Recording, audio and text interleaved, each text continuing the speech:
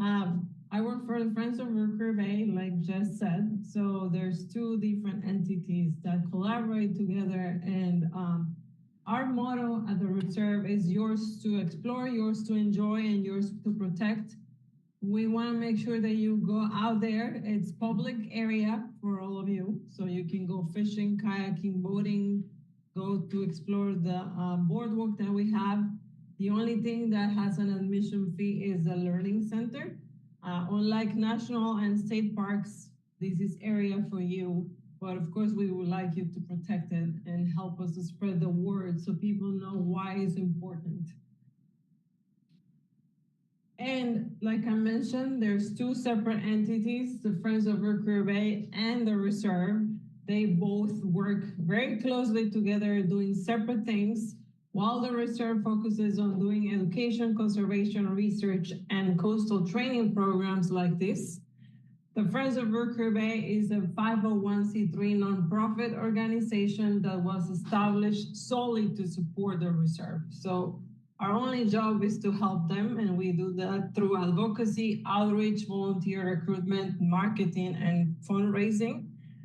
Because they are a state and federal agency, there's a lot of things and restrictions that they have that they're not allowed to do. So we, the Friends of Rookery Bay, are basically the public face for them. And since you have been to the Learning Center, probably you know this, but the reserve is 110,000 acres of water and land, which is about 40% of Collier County coastline.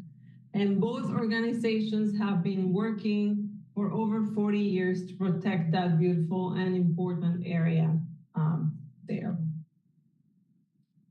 So we are part of a national network of 30 reserves around the country. There's actually 3 on the works to be established as reserves as well. It's the power of this network that we have that we can raise our voice when we need to talk to our elected officials in Washington, D.C., and why it's important the funding for all these estuaries and reserves around the country. They're critical. I don't know if you know this, but about 3/4 of the seafood that you eat at some point came from an estuary.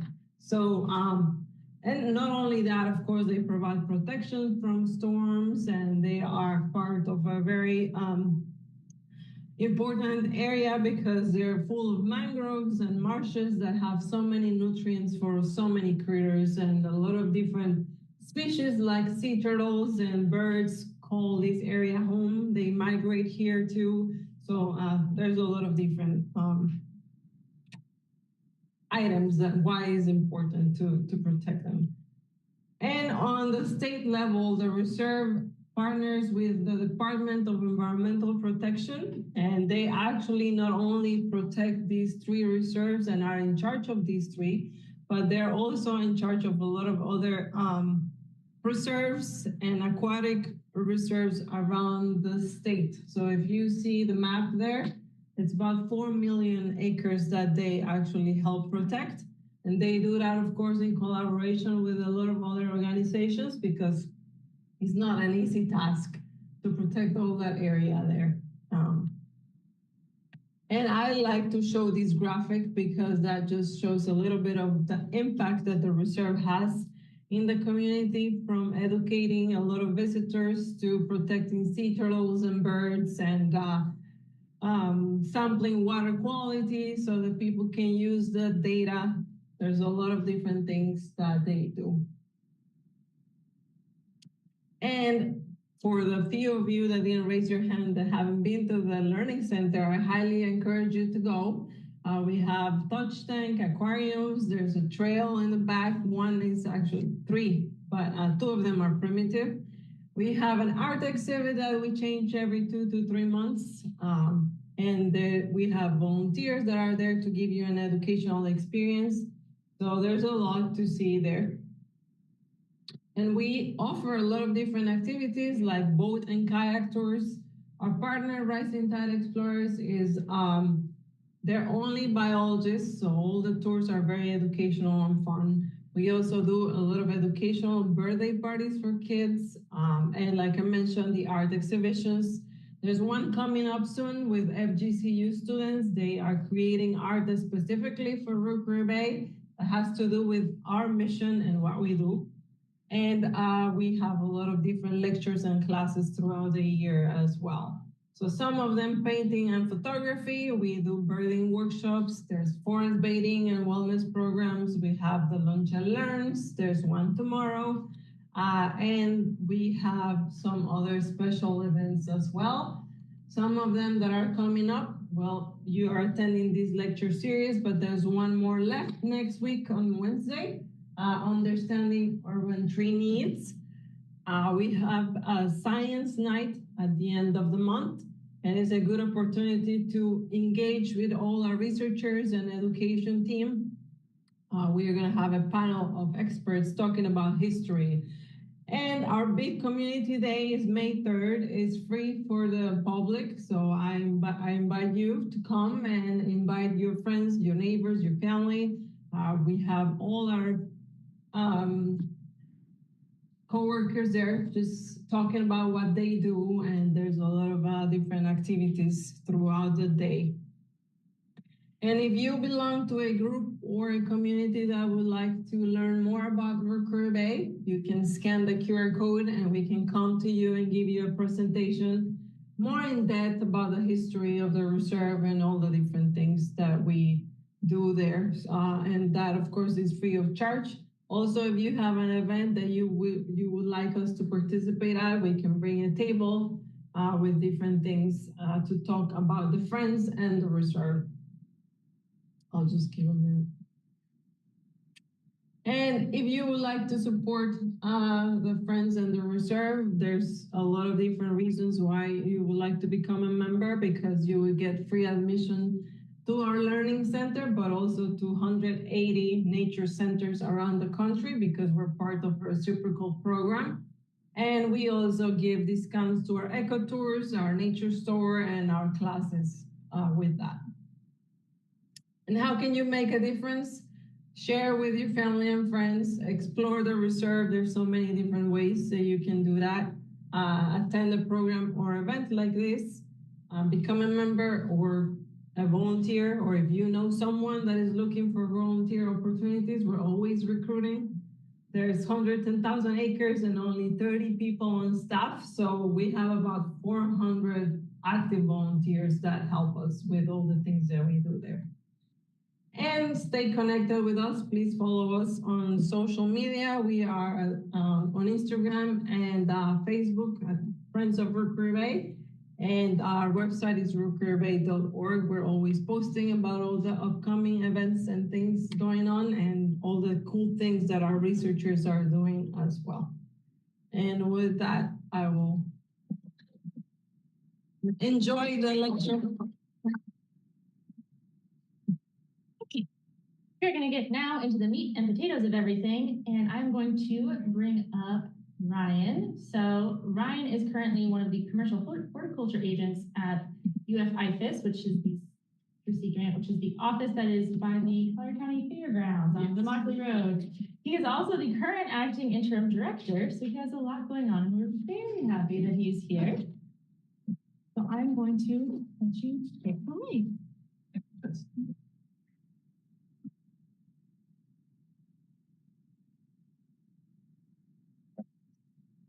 Good afternoon, everybody. So like Jeff said, my name is Ryan Czaplewski. I'm the commercial horticulture agent at the extension in Collier, also acting as acting interim director right now. So a few hats I'm wearing, but we're going to talk today a lot about water conservation. We're going to specifically kind of look at what we can do in irrigation.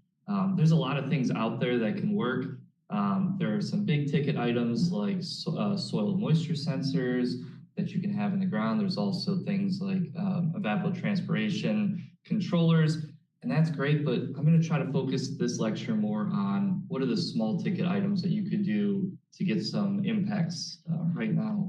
Sorry. That works. So this picture actually was given to me by my colleague Cesar Peralta, who does some GIVMP or Green Industries Best Management Practice trainings. And so this picture is actually in Mexico, where he was visiting his family. And I love this picture because we see how vibrant and white this concrete is. The backdrop here on this building is almost this cream white color.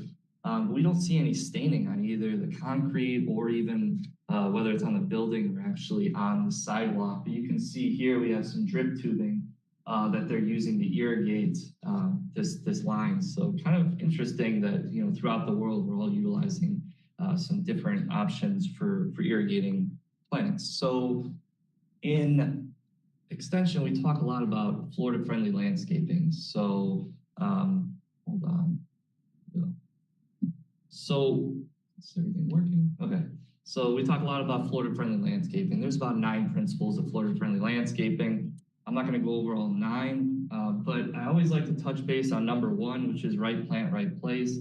And I always try to bring this to the foreground, even when it comes to irrigation, because if you take a shade-loving plant like peperomia and you really love that ground cover and you try to put it in full sun, there isn't enough water on earth or the amount of fertilizer that's going to have that plant being happy and healthy in that location. So we still have to think about right plant, right place, always. But we're going to talk about watering efficiently.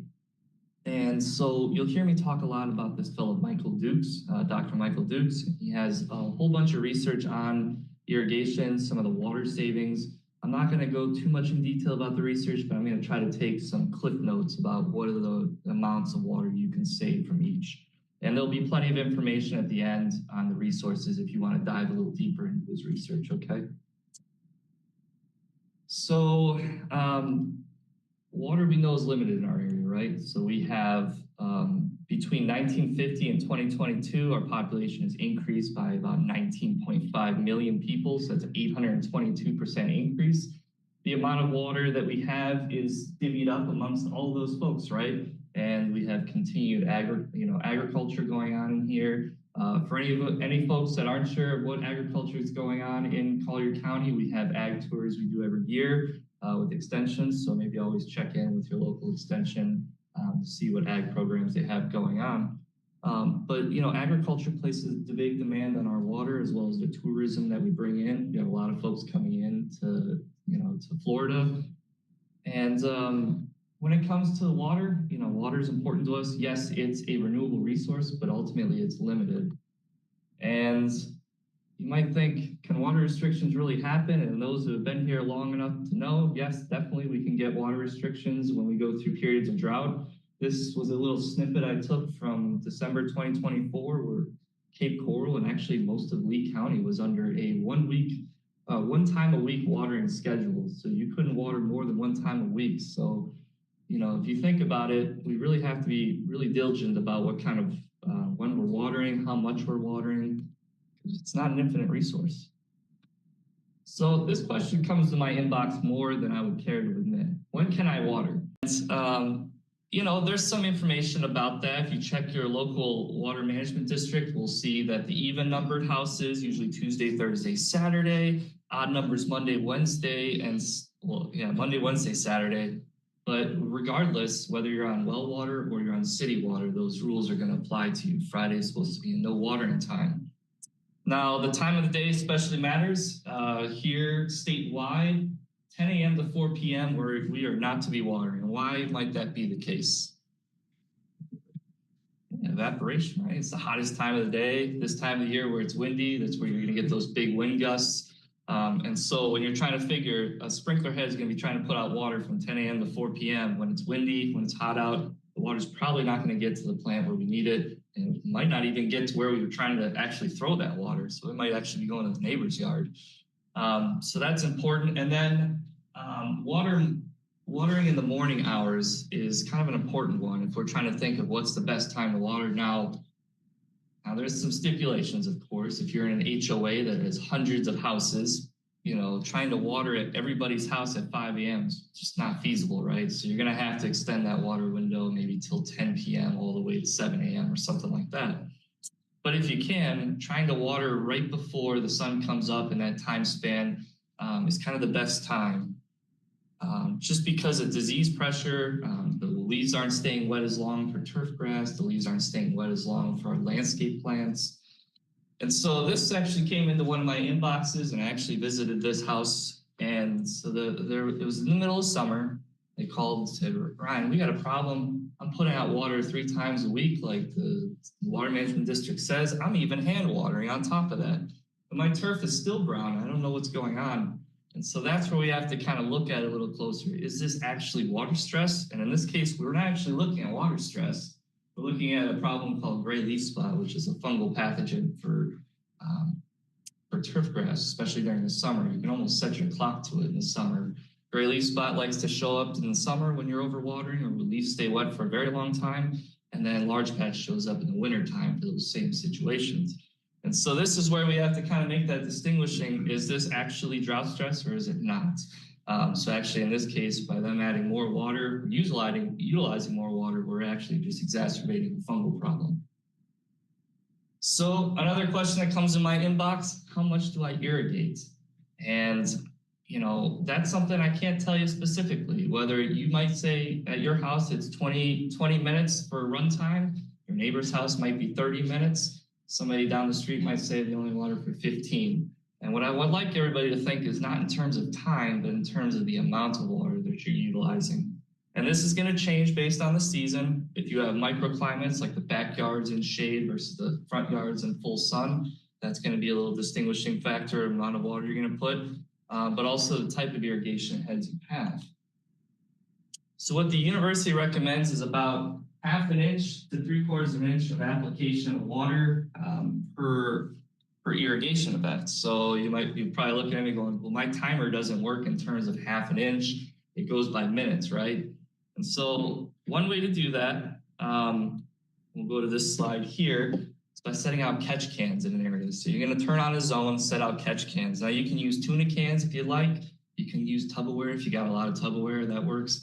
I like to utilize these little cups you can get online. They're even have little graduated marks on them so you can tell how much water is being collected. You're going to run that irrigation zone for 15 minutes. Try to put maybe a dozen of these out in a zone, let it run for 15 minutes, collect that water in there. And from that, you're going to multiply it by 4 and you got your amount of water you're putting out in an hour. And from that, you can extrapolate what is 1/2 inch to 3/4 of an inch, how much time it actually takes for that particular zone. Okay, so that's a nice way to do it. Now, by just doing that, so in Michael Duke's study, his baseline house is watering 1 inch of water per irrigation event. By just switching to 1/2 inch to 3/4 of an inch, you're saving anywhere from 7,900 gallons to 15,000 gallons per 1,000 square feet in a calendar year. So you add up the amount of 1,000 square feet that you actually have in, say, your HOA, or even if you're on a couple acres, it starts to add up over time. So we're trying to measure uniformity. So if you're going to put out those catch cans, you got, okay, that's 1/2 inch to 3/4 inch, and say in your yard it was 15 minutes. Okay, we know that, but is it uniform is what we need to know next. And so we want to make sure that we have all of these catch cans. In a perfect world, all these cans would have 100% the exact same amount of water. Do we live in a perfect world? Not exactly, right? So we'll talk about where that percentage should be if you're trying to get a good, excellent distribution pattern. But then the next important part too is efficiency. So this picture here on the right, you can see we have a couple different sprinkler heads going off. We have turf rotors going off on the left side, and then on the right side, it's probably more than likely pop-ups. But you can see all this water that's ponding and going down the sidewalk.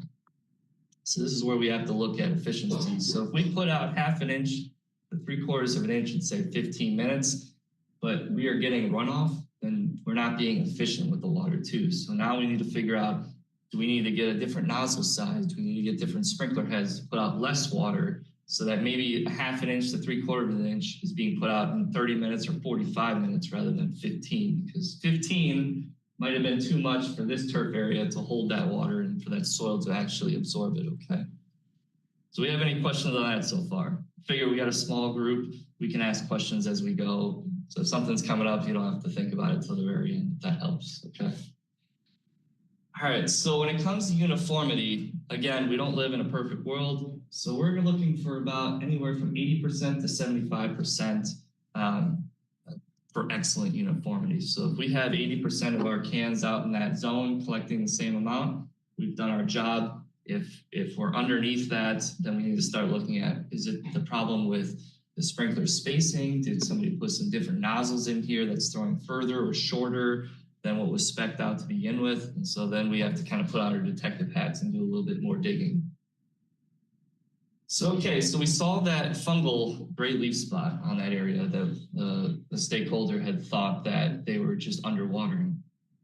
So what visual cues do you have if you're trying to figure out if your turf grass or if your landscape plants are in drought or in drought stress? So when it comes to turf grass, anybody here from up north?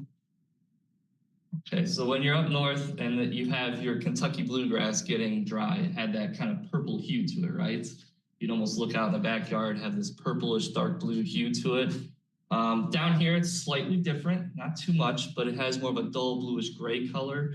So that's one indicator that your grass is a little dry. Another way is I like to do it. If you look in that area, you go ahead and walk over that section of turf grass. If the grass, after you walk through it, doesn't spring up slowly, if it just lays flat, this area is too dry. We need to go ahead and irrigate. And then the other cue is to look for the leaf blades. They're going to try to fold themselves in half, kind of not the long way, but the short way, if you will. So they're going to try to fold themselves in half so they're not transpiring as much. So that's their way of, that's one of their defense mechanisms to help keep themselves alive. Now, when it comes to landscape plants, your best friend is always the soil. And I always like to keep my little soil probe with me at all times. Anytime I go to a site visit or someone's house, I always bring one of these with me. Great tool. They're very inexpensive. You can find them almost anywhere. And so go ahead and take a sample near the root zone, pull that soil out. If you can make a ball or even a ribbon out of that soil, that's plenty of moisture. You're excellent. You don't have to water that area. You can go another night without watering. Now, if you pull up that soil, you pull it out of that soil probe and it's turning to dust and falling out of your hands, you can't make a ball out of it. That area is too dry, okay? And then I always tell folks for the indicator plants, always good to plant one wild coffee or Bahama coffee in your yard. It's a great plant to have. It's probably one of the first to start to wilt. So you can start to look for those cues in your backyard when you're looking for drought stress. All right. So you took the time, you figured out 1/2 inch to 3/4 inch in that zone. So you made a little, you have your landscape clock, or the landscape company is doing this, and they put that information in the clock. And they maybe even put a little Post-it note somewhere over here to remind them that 15 minutes was perfect for that zone. So now when it comes to summertime and wintertime, we need to kind of change our mindset. So maybe in summertime, you can go about 3 days a week, like South Florida Water Management District might tell you can do. You're watering 3 times a week, but then you come into wintertime, we need to start dialing that back. You might be able to go 2 times a week with watering. And in Michael Duke's calculation, if you were to even change from 3 times a week to 2 times a week, even during wintertime, you're gonna go ahead and save about 10,000 gallons of water per 1,000 square feet in a calendar year. So again, some of these start to add up over time, especially in a large community. So you might wonder why you would change it. So during the summertime, this comes from Green Industries Best Management Handbook. You might see that during the summertime, so June, July, August, even May here, we have evapotranspiration rates. So anybody wondering what ET is? It's evaporation or loss of water from the soil that gets put back into our atmosphere, as well as transpiration from our plants. So the water that's lost from the plant, you couple that together, there's ET, so evapotranspiration. So during the summertime, evapotranspiration, you can see in this graph, is well over 1 inch. So that's what's actually being lost in a week from our plants and from the environment. So we need to try to put that back in to try to keep our plants alive. But during the wintertime, that ET is much, much further down. It's below 1 inch in a calendar week. So you can kind of take from that your watering during the summer is not going to be the same practice that you're going to be doing during the wintertime. So that's why I always tell folks, change your clocks or look at your clock, adjust that accordingly, whether it's 3 times a week during the summer, 2 times a week during the winter, and adjust it accordingly. So even in here, we try to show a graph where you can tell the grass or even most of our landscape plants during the summertime, we're getting much more growth than we are during the wintertime. So Michael Dukes also did a calculation where what if you tried to only resupply 60% of that evapotranspiration? Would we see water savings from that? And you would. It's roughly about 12,000 gallons and 1,000 square feet per calendar year. But I would suggest try that during the winter time, because during the summertime, it's a little tougher to do, just because of how hot it is down here in Florida. All right, so again, microclimate's another area you want to think about when you're irrigating. So if your plant's in the shade, if your backyard's in the shade, front yard's in full sun, you might notice that in the front yard, your watering seems to be just enough. In the backyard, you're starting to get algae or some weeds starting to pop up, which can kind of tell you that you're watering a little too much in the backyard versus the front yard, or vice versa. So we need to be cognizant of some of those microclimates. And then here I have a picture on the right where this is an oak tree and we have grass trying to grow underneath it. We'll talk a little bit more about the water savings that can be had when you're removing grass. And I will say that when it comes to grass and oak tree roots, oak trees are going to win every time. So you're going to lose that battle, but that's okay. There's plenty of plants out there that we can make a larger bed of these underneath oak trees. All right, another water savings thing, and actually part of a law in Florida, is rain sensors. So everybody have rain sensors on their irrigation systems? Okay, yeah, so everybody. So if you don't, ask your landscaper, see if you do on the actual setup there, and they'll tell you. So it's actually a Florida statute, 373.62. So anybody who has an automatic irrigation timer, whether you're an HOA or a homeowner, you must actually have a rain sensor on that property. Connected to that irrigation controller. Now, the rain sensors are very inexpensive. And the nice thing is that they're required, right? And so the actual water savings you get from them is roughly about 2,500 gallons per 1,000 square feet in a calendar year. So of course, there's going to be some variability. So in years where we get a lot of rain, you might get more water savings versus years where you don't get as much rain. But roughly about average about 2,500 gallons. Which is great. Now, are they always operational? The thing that really breaks down most often with them is these corks. So it's the same corks that you have on wine bottles. So over time, when they're out in the heat, they start to disintegrate. So, take a look at them every year. They should be audited. Just double check to make sure they work. And then, of course, where you have them set up is important. You want to have them set out in an area. Don't want to have them underneath an awning where they can't actually get triggered by the rain. All right, so this question comes up for me a lot when it comes to potted plants, and folks will want to water the potted plants every day, or add extra water in areas. And the reason you really don't want to do that is because the more water you're adding, so if you say you water 3 times a week and you're going to hand water on top of that on your off days, those short, frequent waterings are going to shallow out your roots. So the plants are smart, right? So they're going to realize all this water is being added all the time. We don't have to search for any. So you'll have shallower roots, which ends up becoming kind of a double-edged sword. So during summertime, when it's hot out, now they don't have the same amount of surface area to grab water from. So they're going to dry out a little quicker. So when you're trying to think about your plants, try to think about underwatering a little bit and then kind of adjusting your water upwards from there. And then my 2 favorite weeds that show up in areas, if you're ever unsure if you're overwatering an area, these 2 weeds tend to pop up more often than not. So our bottom weed here, anybody want to take a stab at that one? Yeah, right, dollar weed. Sometimes folks will call it pennywort. It's got a bunch of different names. And then the one on top here is, this one's actually Kylinga, which is in the sedge family. And if anybody's not sure of sedges, just go ahead and grab the stem of that weed, try to twirl it in your fingers, and it's a nice little acronym. Sedges have edges, so you'll feel the 3-sided nature of that stem. So they like to show up in areas that are overwatered. So I always, when you're putting on your detective hat and trying to figure out are you under or overwatering these areas, you see these weeds, generally you're probably overwatering. So we'll dive into all the different irrigation heads that are available. We'll also talk about some of the water savings that can be had with them. So they come in a lot of different forms. These are some of our micro irrigations. So we got drip tubing here. We have sort of a bubbler on this one here that you can attach to some of these drip lines. And then some of the micro sprays up top. All right, so rotor heads are the first one that we always run into in the landscape, and we often use them in turf areas. Sometimes folks will spin them 360 so they even water the landscape plants around them. They roughly put out about 1/2 inch to 1 inch of water per hour. Now, you can get a little higher than that, especially on, say, golf courses or sports fields. They might put out even more than that. For talking about just residential heads today.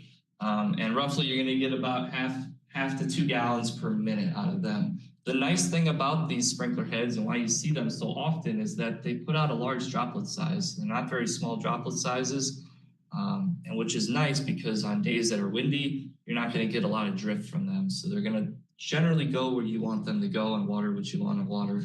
They also cover large areas, and you can nicely interchange all the little nozzles on them. This chart I took from the Orbit's website on their sprinkler heads, but as you can see, the radius can change drastically based on your pressure. But in the case of, say, if you have a landscape and you're trying to make it efficient, so say you have a sprinkler head over here at 60 gallons or 60 psi on a black nozzle, and it's just putting out way too much water. The flow rate, say, is 4.7. How are we going to get something that's going to work for this area that's still going to be efficient?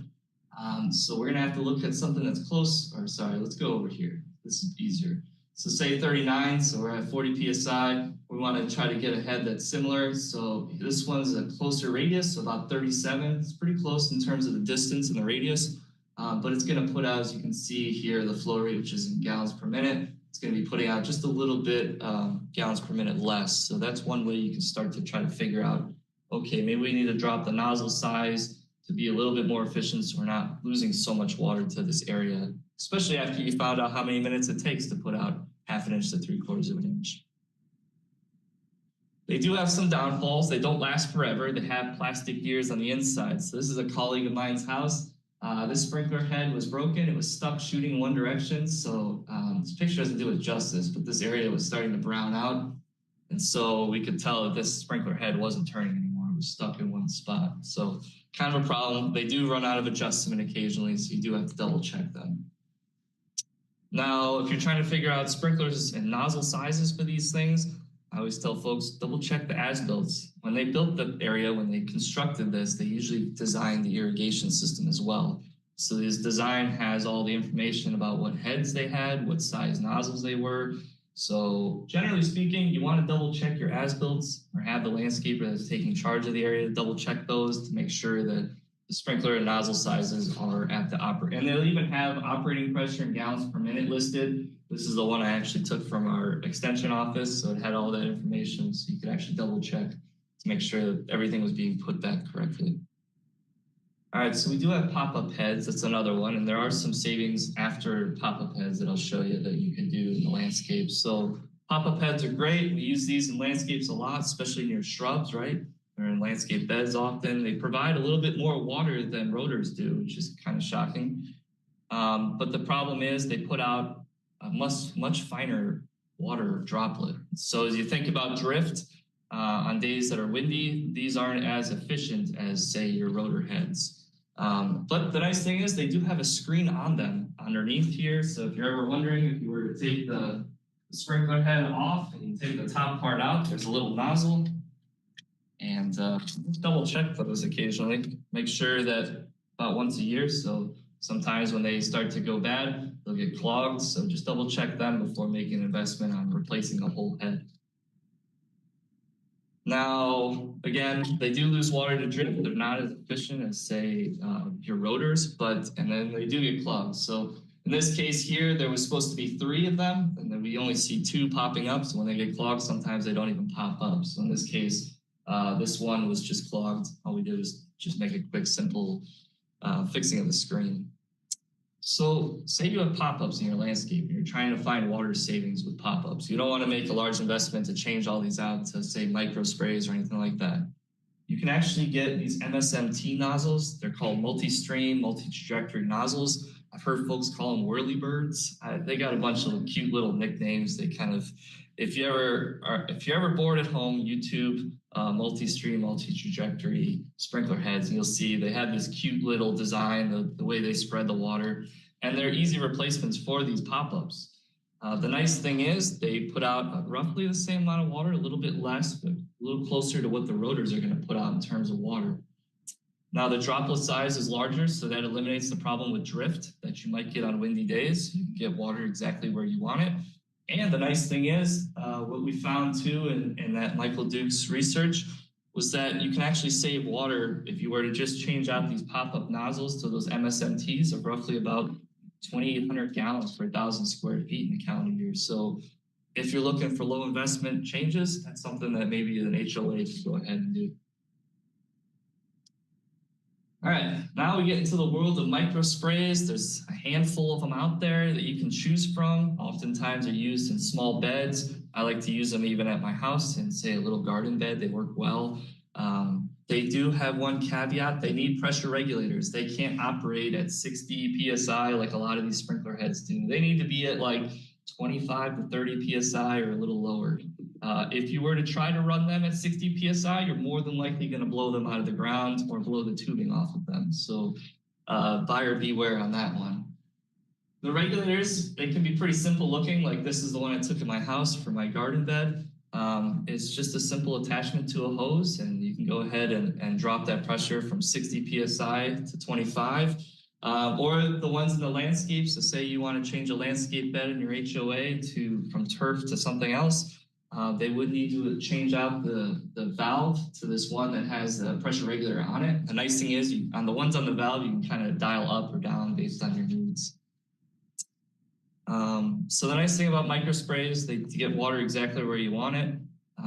And like I said, there's a variety of them. So if you're looking for a finer mist, there's ones like that. Or if you're looking for one that's similar to more of a bubbler that you would put in, say, a potted plant, there's plenty out there for you.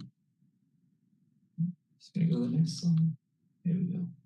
So micro sprays are gonna put out roughly 1/2 inch to 1 inch of water per hour, which is a little closer similar to the rotors, but again, they don't shoot as far as the rotors, so that the amount of water they're putting out is at a much lower range. So it's not shooting as far. They have a very low flow rate of about 20 gallons per hour, so it's not a lot of water being put out, but it's in a very small section, so that's why it's similar to, say, our rotors. But the nice thing is, if you're trying to just water plants like these impatiens here in a small little section, those micro sprays can be a great one to have. Because if you think about it, if we were to put rotors out here, say some of the pop-up sprayers, and in this picture here, we just have impatiens in a small area, do we really need to water the mulch? Especially if we're trying to conserve water? No, right? So you want to use something like a micro sprayer. We'll get into drip line as well, just to get those small areas where we have plants. Now, they can be affected by the wind or even improper install, like this one here is watering half out of this planter pot, half in this planter pot, so maybe not the right choice of micro sprays on this one. They can get clogged easily, so you do have to double check them. And then the worst part of all, those small tubes sometimes can get pulled out. So if you got kids running around, or at our extension office, I've installed some of these in our vanilla village area where we have a lot of vanilla plants. Some folks will kind of step off the path and then they might hit that tubing and pull it right out. All right, last but not least, we have drip lines. Now, anybody have drip lines at their house? Yeah, I have some at my house as well. So there's a couple different varieties. You can get the regular drip tape where you have the punctured holes that water just where you want it to. Or you can get these types where I call them kind of I refer to them almost as like beginner drip line. These are your soaker hoses. You can buy those at a lot of the big box stores. I like the soaker hose, especially if you're trying to start out with drip tape, because say you have a garden bed and you're trying to design it, you're not exactly sure where you want these plants, or maybe you want to change it up a little later. You can run those soaker hoses around, and then after the fact, go ahead and remaneuver them. Those punctured holes aren't permanent. The way they work is that they're almost sweating out of the hose. So they're slowly dripping out of that area. Now, they don't put out a lot of water. They're putting out, say, half to 4 gallons per hour. So we're not talking about gallons per minute. We're talking gallons per hour here. And of course, they need those pressure regulators because they do not work well under 60 PSI. I tried this 60 PSI on this soaker hose, and within a week, I had large gaping holes in them. So it's not something you want to do. Avoid that at all costs. They do need filters though, because those little holes are quite small. So if you don't have a filter on it, even with our water as clean as it is, can sometimes, especially the calcium buildup, can really kind of fill up those holes. Just like your shower head at home, sometimes they get clogged. Same thing with our drip line. Now, the nice thing about drip tape is they don't really move much laterally. So if you're trying to get water exactly where you want it, and trying to conserve water as much as possible, it does a great job, especially in our sandy soils. It really only moves about 10 to 12 inches laterally, and it just goes almost straight down to the roots of where your plants are. Now, I've had folks ask me, how do you know? Again, you can't use a catch can to really collect that water. So your best friend is to use a shovel. So go water your area for about an hour, take your shovel, dig down near your drip tube and see how far on the profile you watered. If you watered about 4 to 6 inches, should be just fine. Just leave it at that. Maybe 1 hour is perfect for your area. Again, ideal for narrow plantings. So if you have a hedge line on the edge of a property, they do great there. I have this one here, the Carissa macrocarpa. It does a great job of keeping this one alive. I only probably use it maybe 1 time a week. Again, the minimal lateral movement's excellent, but if you're actually changing from heads that say are using pop-ups or rotors to drip, you're gonna pretty much save about 30 to 70% of your water compared to those, which is excellent water savings. Now, here's the big one, and I'm a big fan of turf. I have a little 2.5-year-old at home that runs around like a maniac, and I can tell you, ground cover is probably not gonna keep up with his running and his trampling. So turf has its place. It can be the right plant in the right place, but not always, right? So here's a nice picture of a golf course, and they had just replaced the turf that was going all the way down to the water. They're changing that out for some littoral plants. Now they were also putting some muley grasses and some other things in this area. But actually, if you're just to replace some turf, the water savings that you're actually going to find is about 15,000 gallons to 31,000 gallons per 1,000 square feet in a calendar year. So that's a big chunk of water that's being saved here. And that's the area where we need to think about right plant, right place. Do we need turf right up to the house? Maybe not. Do we need turf in this case right up to the water's edge? Maybe not. Maybe we could do littoral plantings here. Or again, Dr. Gilman has some great pictures. Here's another tree here. You can see in the foreground, a lot of this turf is dying out. In this case, maybe turf isn't the right plant for this place. So let's go ahead and make that bed bigger. Go ahead and look at some of that 10,000 to 30,000 gallons of water savings that we could have here.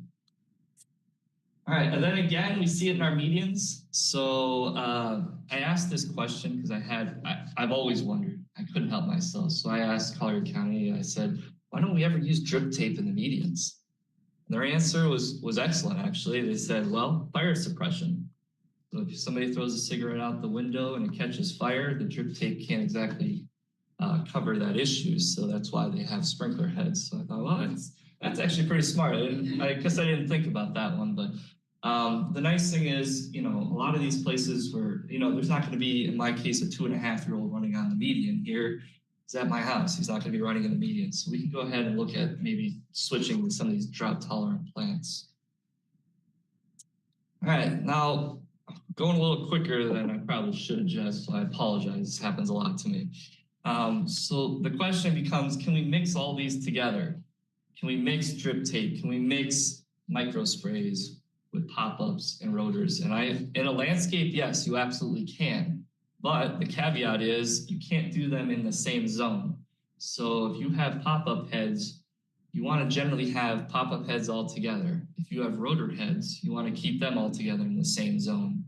The idea is that this pop-up head might put out a different amount of water than that rotor. So you're doing your catch can test to figure out 1/2 inch to 3/4 inch. Which one are you trying to get? Are you trying to accomplish that to your pop-ups? Or are you trying to accomplish that to your rotors? Because they're not putting out the same amount. So we have to be careful with that, and especially if we're trying to mix that with, for example, the drip line. Drip line can't work at 60 PSI like our rotors can. So we're going to have issues with that working in the same zone. So in the same zone, you can't. But in a landscape, yes, they absolutely work perfectly together.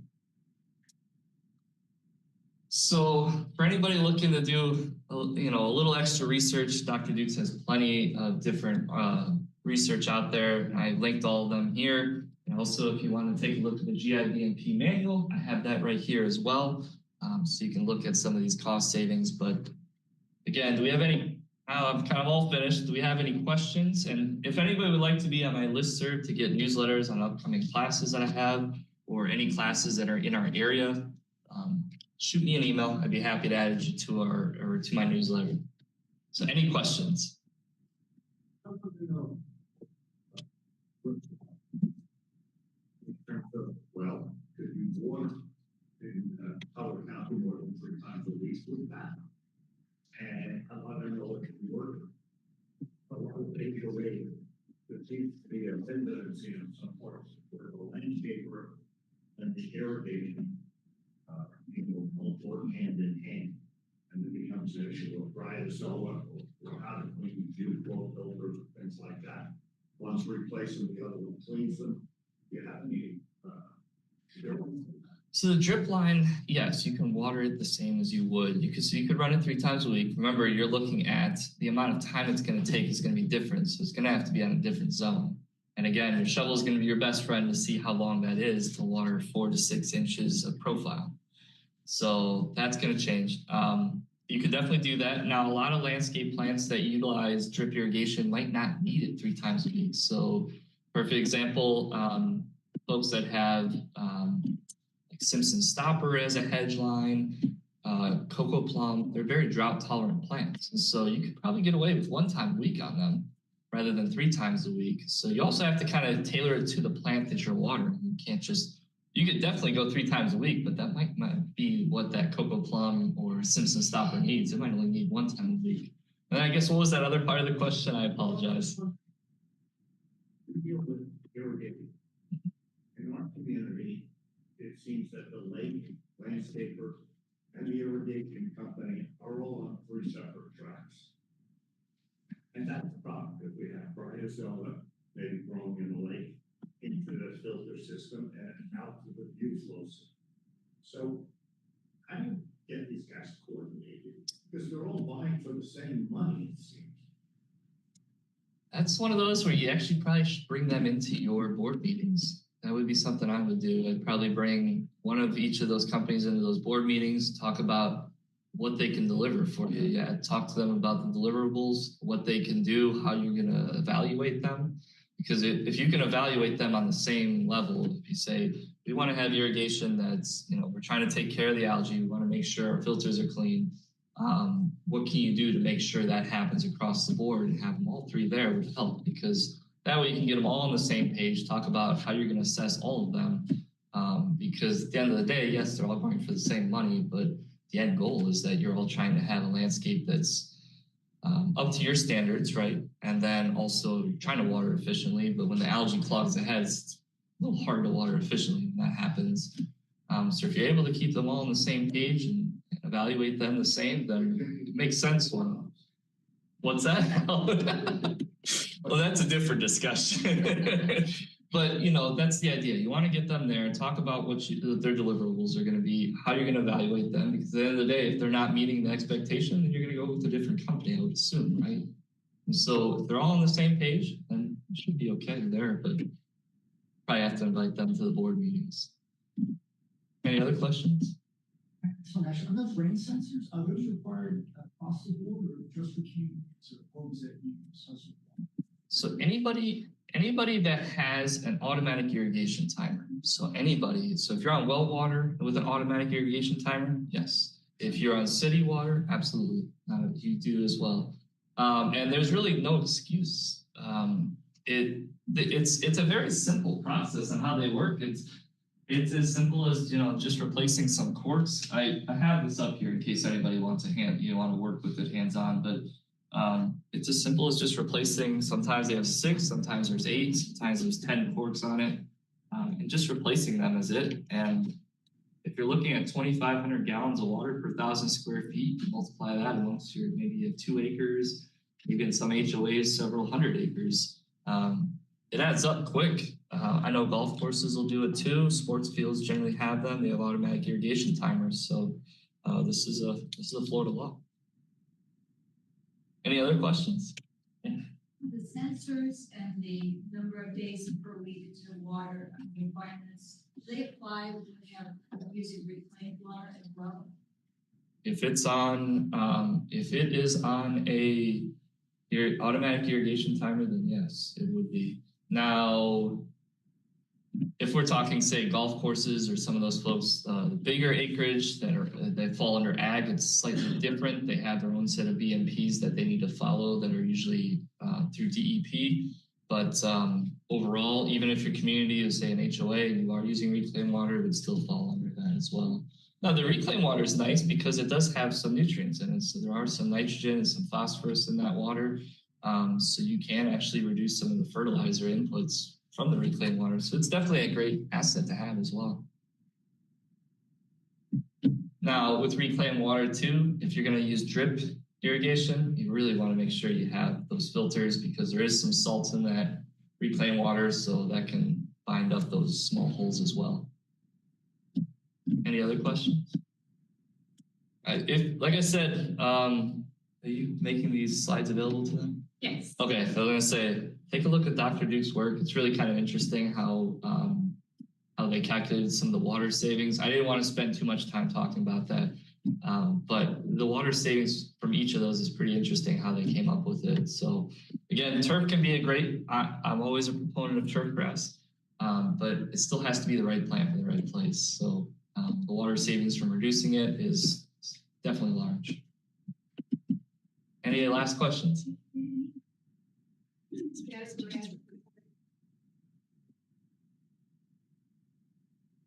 Yeah, absolutely. Turf grass that needs less water. Any kind of grass. Yeah, so turf grass that doesn't need as much water. Bahia grass is a turf grass type that doesn't need as much water. It will go dormant when it goes through periods of drought or during wintertime. So that's a good one to have. The St. Augustine varieties that are a dwarf type variety, they generally need a little less water than, say, Flortams. So you're looking at Palmetto, Citra Blue, those cultivars. They're dwarf types, so they don't grow as tall. So anybody wondering dwarf type, they don't grow as they don't get as elongated as our Flortam St. Augustine. They generally stay shorter. They need a little less water inputs, but then also, a lot of those ground covers are pretty drought tolerant. Perennial peanut, sunshine mimosa that we see in the medians, those are excellent when it comes to drought tolerance. Those would be the ones I guess I'd probably recommend. Great question. Any other questions if I have time?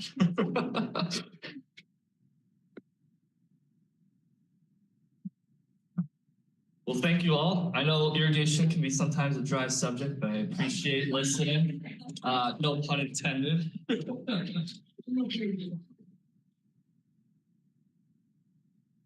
you so much, Ryan. Yes, as a reminder, we will be sending out a follow-up email that will have all the links included in this presentation, as well as this presentation, plus the link to the recorded video. So if you want to share out with people or if you want to reference this stuff later, you'll be more than able to. I'm now going to bring up Lucius. He is the Executive Director for the Crew Land and Water Trust. He's going to talk to us about wetlands. All right. So, hey everybody, I would like to take 30 minutes to tell you all about Crew Land and Water Trust, our background, how we came to be, the things that we do. I'd like to tell you all about our trail systems, our education and recreational programs, but that's not why I'm here today. So you'll just have to come back to one of our other programs in order to hear more about that. But I do have some giveaways here that Trish, who works with me at Crew, everybody, I've only got, I think, 10 or so of those guides, but I've got more in the car if anybody doesn't get one. But that's a little takeaway to remember me by. So I am with Crew Land and Water Trust, and I want to talk about a couple things today. And basically, I'm going to work toward two final questions. And one of them has to do with conservation. I think it's probably something that we all appreciate. But I want to ask you, when we get to the end of this presentation, are we doing it the right way? And if not, is there something we can do a little bit better here in Collier County? And the other thing is, what about us specifically in terms of our community? So Ryan gave us some really great ideas about some of the things we can do in our community to enhance water conservation, to improve biodiversity, lots of other things that we can do in our community. But how does that relate to the overall bigger picture of conservation? So I want to start off with this. So this is Collier County on the left, when we're in Collier County right now, obviously. And over here on the right, I have a breakdown of all of the conservation areas in in Collier County.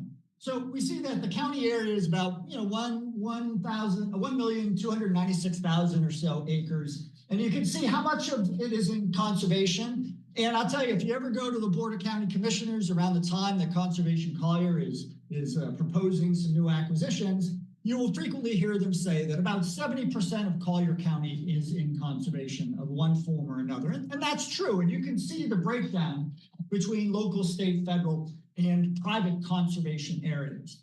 So you can see that the local, which basically is county and municipal parks and preserves, it's about 5,000 acres. And you see the lion's share of it, obviously, is in the federal and state. And that private piece is really things like Corkscrew Swamp Sanctuary and even Crew Trust. We've got about 100 acres that we've got squirreled away south of Lake Trafford. So again, I want to point out that our population density is also quite low here. We got about 208 people per square mile here in Collier County. So almost 70% of Collier County is in some form of conservation. So right, woohoo, we're doing great. But hold on, let's pump the brakes a little bit before we get too excited, because this is Lee County. So Lee County obviously is substantially smaller than Collier County. It also has a much higher population density than Collier County. And yes, a much smaller area of Lee County is in conservation. But look at the distribution. The distribution is that the local, this is land that is put into conservation largely by Conservation 2020. They're corollary to our Conservation Collier program. 42,000 acres. So that's about 8 times more land put into conservation in Lee County than in Collier County. All right, so maybe it's a wash, right? Because almost 70% of Collier County is in conservation, Lee County about 21%. But let's break that down a little bit. So here's an image that shows essentially all of the conservation area in Southwest Florida. If I can figure this out. So you can see here that the brown represents federal. All here, we've got state aquatic preserves, right? We've got state land, so Fakahatchee and Picayune. We've got private land out here. Here's Corkscrew Swamp Sanctuary. And then we got a bunch of these purple areas. Those are conservation easements. So private landowners that have a responsibility to maintain the ecological health of those areas. And then there's somebody who's a guarantor. So generally it is the South Florida Water Management District that keeps an eye on those properties, make sure those conservation easements are respected. And then you can see the local here. So it's actually, that correlates to the orange here. So you see up in Lee County, lots of big parcels up here. There's 6 Mile Cypress Slough. And here's Collier County. So you see all those big orange conservation lands here in Collier County? No, you don't, right? Because we don't. We have a lot of smaller ones because we've only got 5,000 acres. Now, I'm being a little bit funny, right?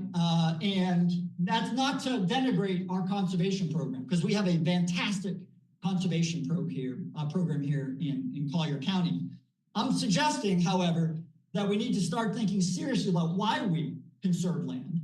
And what that means not only to our community as a whole, but to our communities, the ones that we live in. So I want to talk a little bit about CREW, the Corkscrew Regional Ecosystem Watershed, which is this area here. Any of you have ever been on Google Maps or your Apple Maps and you've zoomed out a little bit, you have probably seen this big blotchy green thing out here to the north of Collier County. And to the south of Lee County, just overlapping those two counties, heading all the way out here to Lake Trafford. So this is I-75, and this is Corkscrew Road. This is State Road 82, County Road 82, 29. This is Immokalee Road, Bonita Beach Road, and so this is CREW. So when I ask people to look at this and tell me what they see in this big green blotch, it's a bit of a Rorschach test. I know you're all familiar with Rorschach, right? Hans Rorschach created the ink blot test back in the 1920s, 1930s. So what do you see? What do you see in that big green blotch? A what?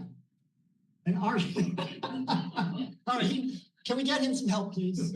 Can we get him some therapy? No, I wasn't looking for that specific, but like a lot of people look at this. and they see room for development. And indeed, there is a lot of development going on. And we can't argue the fact that we have a lot of people moving to Southwest Florida, and they need places to live and places to shop, and they need schools and hospitals and shopping malls and all those sorts of things, and roads to get from home to work, et cetera. So yeah, a lot of people see that big green blotch out there and they go, well, shoot, yeah, that's land for development. Okay. Some people look at it and they say, well, there's lots of opportunities there for recreation. There's biking, hiking, birding, and photography, and lots of other things that can be done out there. In fact, we do have 40 plus miles of hiking trails just within the crew management area that Crew Trust manages. We've got primitive camping sites. We've got lots of things to enjoy out there. So naturally, a lot of people look at that green blotch and they see recreation. And then some people see room for habitats, right? Biodiversity conservation. And indeed, Crew, that big green blotch, has nearly 500 native plant species represented out there, more than 500 native animal species. And that includes, by the way, 33 listed native plant species and 15 listed native animal species. And not just the Florida panther, but the Everglades snailkite, the big Cypress fox squirrel. We got the Florida bonneted bat. On the plant side, we've got the southern frog fruit. We got all kinds of stuff out there, right? So lots of area for habitats, for biodiversity. Some people look at that green blotch and they see that. And then some people say, it's just a big green blotch, leave it alone, for crying out loud, right? Because some things have a right to exist for their own sake. And maybe when some people see that green blotch, they think, all right, well, just leave it be. Why can't we just leave some area the way that it is? And all those perspectives have validity, right? And we have to find a way to bridge all those perspectives. And the question is, in our conservation mindset, why is it important to conserve land like that? And not just keep what we have, but to keep conserving land. Is there a valid rationale for it? So I want to point this out. So these are from the general management plan for the Crew management area, which represents about 28,000 acres within Crew. And I know you can't read this here, but basically what you're seeing here are different natural communities. So for example, this big area here, that's sort of a ugly green, right? That's a marsh. That's a marsh area, right? And then around the edges, we've got freshwater forested wetlands over here. Essentially the Pittsburgh Rookery swamp with the cypress and maple swamp, and we have pine flatwoods, both wet and mesic, and we've got lots of other natural communities. And they all are different, right? Because that's what a natural community is. It's an assemblage of different plants, the animals living out there, the environmental characteristics, and they're unique and they're different, and they all are interdependent. So another way to think about that is, of course, as an ecosystem, right? And ecosystems are, of course, all the living things, the plants, the animals, the fungi, the microorganisms, all the environmental characteristics that make that area special. So how much sunlight, how much precipitation, the soil characteristics, of course, the pH, the topography, the hydrology, all those things make each ecosystem different and important. And allow those biological, those physical, those chemical processes that we call ecosystem functions. And those ecosystem functions provide certain benefits to us. So there's four broad categories of these benefits. Some of them are regulating and supporting and cultural and recreation, but the fundamental takeaway is that we rely on ecosystem services for many of the things that make our communities worth living. The water that we pull out of the ground is an ecosystem service. The health of our coastlines, from good quality water regulation in the green side to prevent excess nutrients and sediments and toxins and contaminants from heading out to our estuaries, that's an ecosystem service. The recreation is an ecosystem service. All these things operate in the background and we never think about them. So when Conservation Collier comes up for an acquisition piece, most people say, well, I want to protect the panther, and the panther is vitally important. But very few people think about the other things that these conserved lands do for our communities. But that's where Crew comes in. Because Crew, we have lots of different natural communities out there, lots of different ecosystems, and they all provide certain functions that we knew way back in the 80s were going to be essential to our growing community. We have sawgrass marshes, we have cypress and maple swamps, we've got palmetto and wet prairies, we've got hardwood hammocks, hydric and mesic flatwoods, and we even have riparian and lacustrine ecosystems out there. And they all serve particular functions that are operating every day, every week, every month, every year in the background of our lives. And most people pay no attention to them whatsoever. But it's a system. And Crew is a system. And the reason since the 1980s that we have been so passionate about trying to conserve as much land out there as possible, to restoring the wetlands of this area, is because these systems are part of bigger systems. And without these systems functioning properly, we start to have a breakdown in our quality of life here in Collier County and Lee County, and we start to have a breakdown in our economy as well. And when one of these systems breaks and goes away, it brings the whole system into a degraded state. And that is something we cannot abide here in Collier County because we will pay for it in the long run. So I'm going to talk about three particular water-related services, ecosystem services that Crew provides, that the wetlands of Crew provides. So the first one is the stormwater control and risk mitigation. And you probably can think about these in terms of how your communities mimic this natural infrastructure, right? Because all of our communities have stormwater control functions, right? We build that built infrastructure, and it's intended to mimic what the natural ecosystems provide. And of course, it doesn't do nearly as well in many cases, but it tries to get to that level of performance. So up here, this is Crew.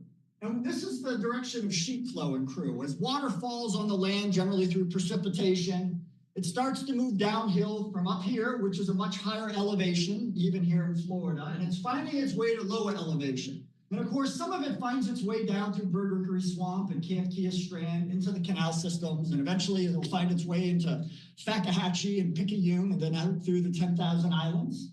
And some of it makes its way down here to Flint Penn Strand, and it will get dumped into the Kiel Canal, and then eventually find its way out through the Imperial River or Spring Creek, or even up here into Estero River. On a normal rainstorm, it flows just nice, right? Nobody's got to worry about the Imperial River overflowing. Nobody's got to worry about any of our communities getting flooded out. But when we have an event like Irma or Ian, and when a lot of waters drop, not just in our community, but further up north, that water eventually sheet flows its way to us. And unless there's someplace to hold that water, it is all going to rush headlong into our river systems and canal systems, and it's going to find its way out into our estuaries and into the Gulf, bringing everything along with it. All those sediments, all those excess nutrients, all the other contaminants, the roadway waste, all that stuff is going to be swept into those rivers and canals and brought out into our estuaries and Gulf. And that's obviously not a good thing. It's not a good thing when we care about the health of our tourism industry and our fishery industry, and just for its own sake, the health of our coastline. So up here we see, of course, flooding from the actually this was just after Irma. So this was Hurricane Irma flooding in Bonita Springs.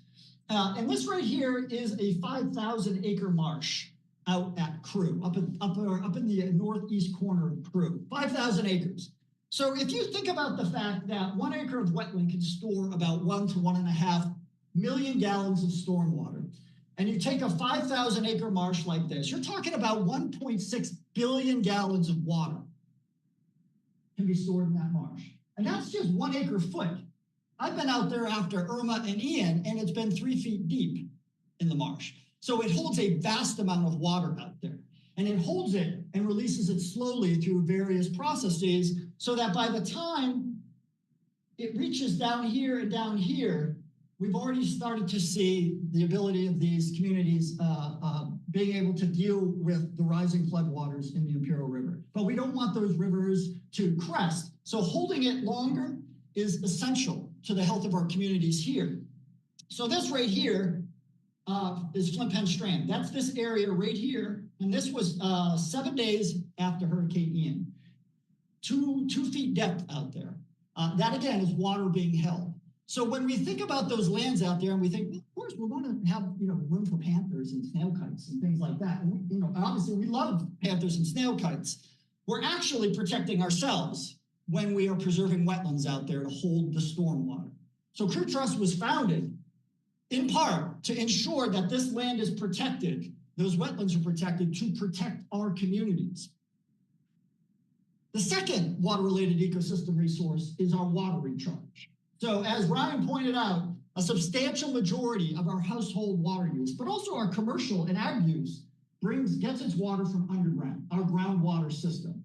And here in Florida, we use the various aquifer systems. Up in Lee County, we principally use the mid and lower Hawthorne, the Suwannee. Down here in Collier County, a lot of sand and gravel aquifer. We do not use the very deep aquifer system known as the Floridian aquifer, because in this part of Florida, it's brackish, it's salty, it has to be treated. And so we don't use that.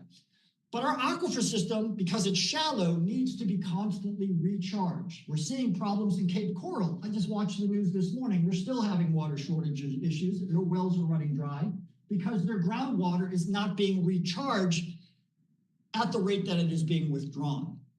So how does that occur? Well, the way that we recharge our groundwater is we allow water to sit on the land, to infiltrate the soil, percolate back into our groundwater aquifer system. And you can see here that much of the water that hits the land either evaporates, gets taken up and used by plants, or it runs off into our rivers and canals. And only a third of it actually infiltrates and percolates into our groundwater system. So you do need a substantial amount of land for that water to recharge. And the reason, again, why Crew was established was to provide that open space to allow water to sit on the land to recharge our groundwater. And as our consumption grows here in Southwest Florida, because of our population growth, we have to be particularly sensitive to preserving the lands that we have already and ensuring that open space is not overly developed, because it will deprive us of areas that we can potentially have our recharge capability.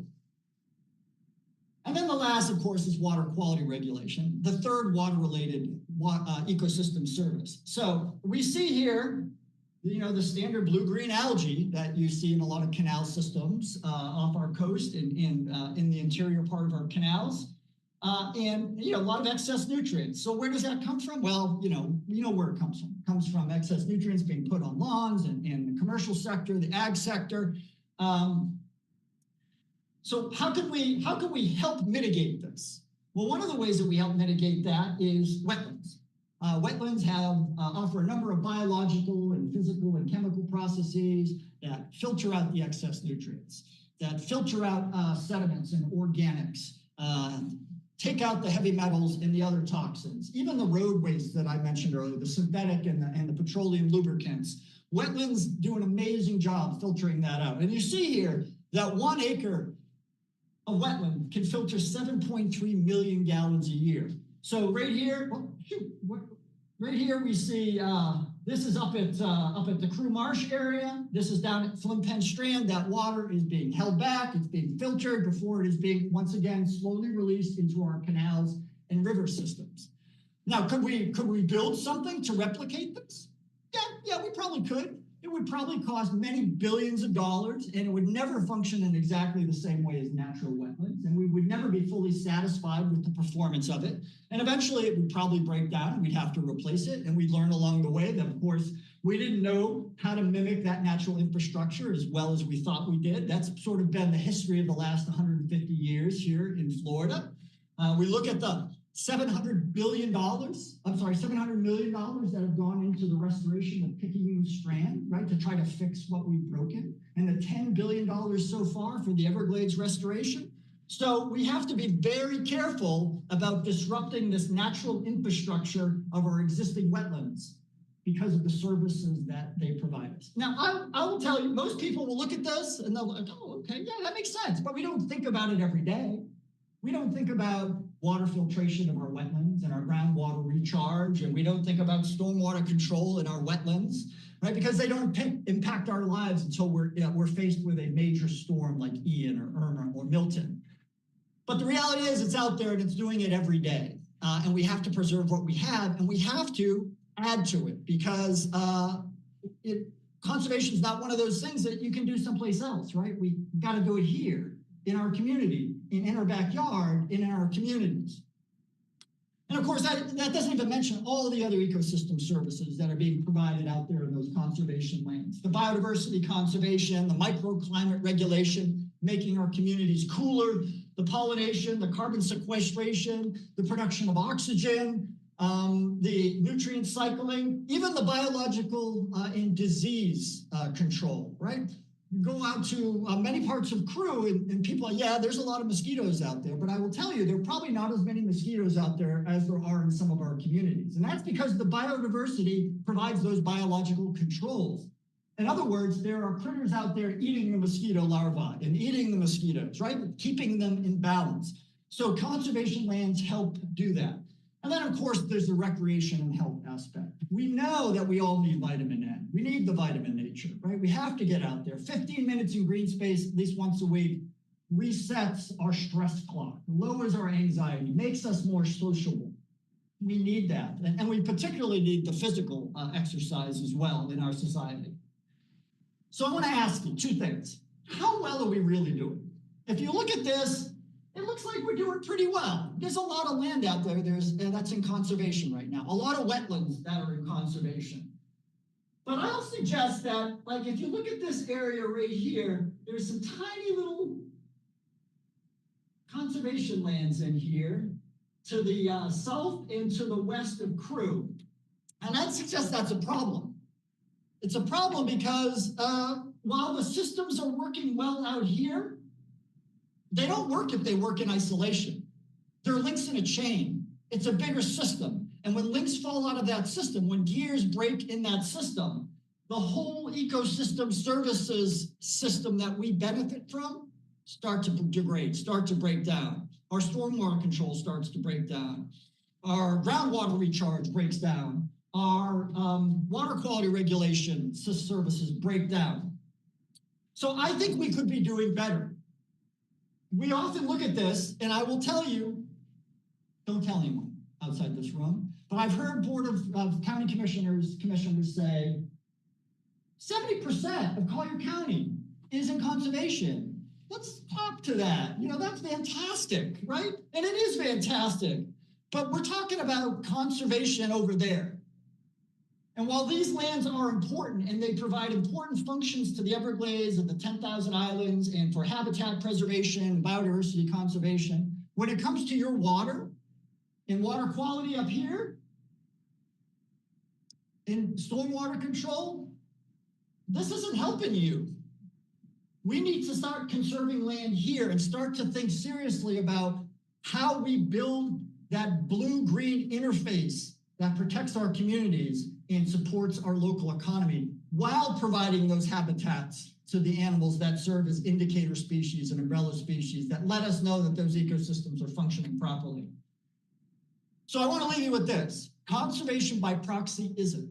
It's not enough to like clap our hands and say that these conservation lands over to the west of us and east of us are sufficient. It's not.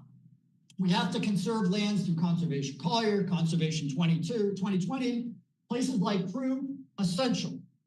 But not just that, we have to do the hard work in our communities and our neighborhoods to ensure that our yards, our neighborhoods are also doing everything that they can to be those gears in that system, right? By doing all these sorts of things, because you can mimic these sorts of things in our communities. So this is Collier's Reserve. I don't know if any of you from Collier's Reserve, but we did a talk over there a few months ago. And this is the Cocohatchee River. It leads from the Cocohatchee Canal, where a lot of the water from Crew deposits, I should add. And then it falls, it goes through out here to Delmore Wiggins Pass and out eventually to the Gulf, right? So if you want all that clean water that has left Crew to be clean when it gets finally out to our estuaries into the Gulf, you can't be polluting it here in our communities. You got to protect it, right? Because that's the breaking point right there. That's the linchpin to ensure that that blue-green interface is functioning properly. So things like Ryan talked about, that water conservation. All the other things that communities can do to ensure that we are mimicking that natural infrastructure to the extent possible, to extend those ecosystem services to ensure that what is happening over there, we get the benefits here, and then we maintain and sustain those for future generations. It has to start in our communities as well. So I'm really excited about the Greenscape Alliance programs, because that's what it's all about. Like, we're doing our thing at Crew, and we love doing our thing, but we got to bring that into communities as well and make sure they're all part of a bigger, broader, more robust and resilient system. All right, did I make my time? I did, didn't I? 30 minutes. All right, it's a lot to get in 30 minutes, so I apologize for that, but I'm happy to take any questions you have. I'm happy to invite you out to Crew. I think you handed those out. Like, a lot of our programs are over for the season, but we have programs all year long, including in the summer. Stop by crewtrust.eventbrite.com. We've got in-town lecture series. You're always welcome. If you want to bring your community out to Crew, I'm happy to lead you around and show you what we've got out there. So thank you for your time.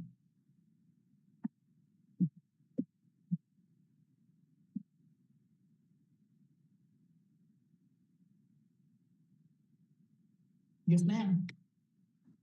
I'm not very well versed in the subject, but I understood that if a development goes in and they want to encroach on some protected land or sensitive land, that they can find, they can mitigate. Yes. Now, Don't get me going on that. No, you're right. So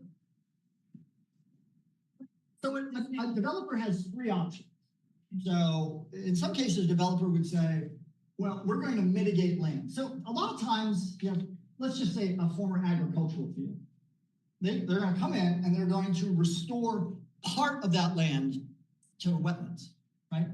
Natural habitats, right? And those will provide ecosystem services, right? And they'll link to other ecosystem services that are provided in other ecosystems that may be in conserved lands. Okay, another option is they could bring someone in and hire somebody to do that work for them, right? So same idea, same outcome. The third option, which is very popular, is this idea of mitigation banking, where basically they use credits and say, we're going to develop this land, but then we're going to use our credit and we're going to apply it over here to a mitigation bank, and they're going to restore a part of that mitigation bank over there. So the idea is, according in federal law, you cannot, there has to be no reduction in wetlands. We've already, lost about 60% of our wetlands, right? In the United States. So we don't want to get rid of any more wetlands. So if you're going to destroy wetlands here, you got to create wetlands here. Fair enough, right? Except our mitigation banks, there's two of them right now, right? There's one up in Lee County that is a semi-terrestrial aquatic, so it's coastal mitigation. And then there's the Corkscrew Mitigation Bank, which is just north of Corkscrew Road, just south of the airport. So those are the two that are active in Southwest Florida. So if you're developing in an area and you're impacting the ecosystems, that would have that ripple effect on the communities around it, right? So let's just say stormwater control or aquifer recharge or habitat conservation. Effectively, what you're saying is we're going to move those things elsewhere from our backyard. So the mitigation banking concerns me a little bit, because if it's not in our backyard, then like as a community, we're not entirely benefiting from the sustainment of those ecosystem services that we rely upon, right? They could be in somebody else's backyard at that point.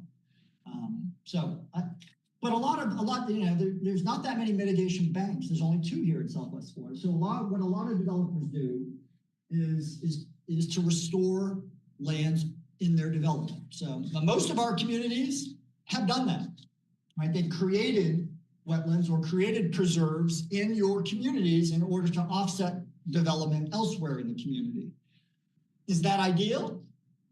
In some cases, it may be the best deal. Right? In some cases, we're already talking about severely degraded acreage. Right? So, I could give you examples around Crew if you want to talk about that, but there's a lot of different variables, right? And so, for example, there's a big one going on Corkscrew Road called Kingston Development, and there's a lot of concern about that because it's panther habitat. And that company has a plan to construct a lot of wetlands in an area that, you know, was designated for mining and was agriculture prior to that. So there's some definite benefits, but there's some definite disadvantages as well. And then how does a community bridge that? Well, that's for the community to decide, hopefully, and there's a voice to do that. But we only get there if we understand all of the things that are at stake. And we're not too focused on one of them. We got to take a holistic view of the area as a system.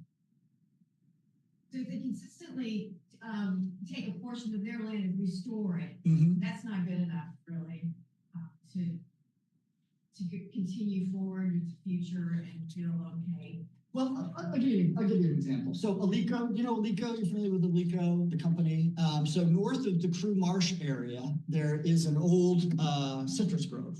And it was designated, I have a picture here, it was designated for a mine called the Lost Grove Mine. Yeah. So it's right up here.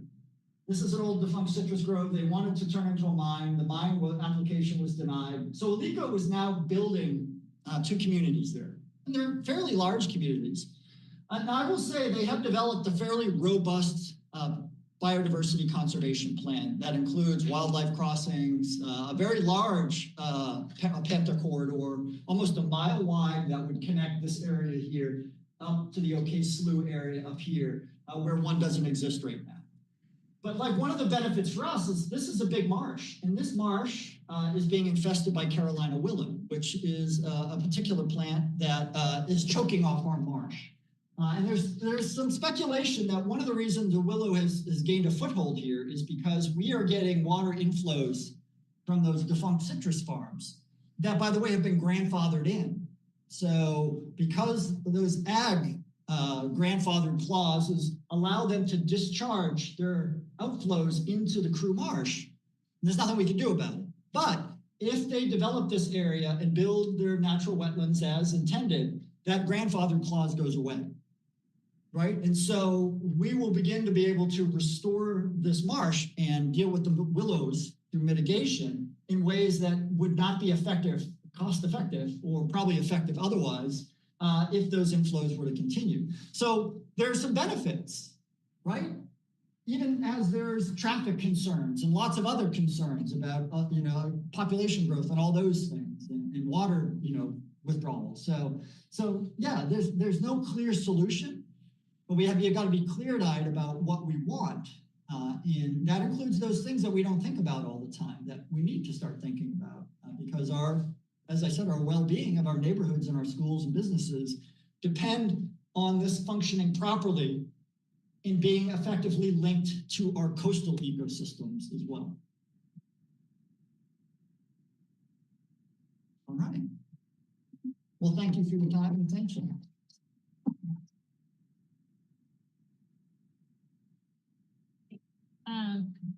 Thank you again to our speakers today, and thank you guys for attending.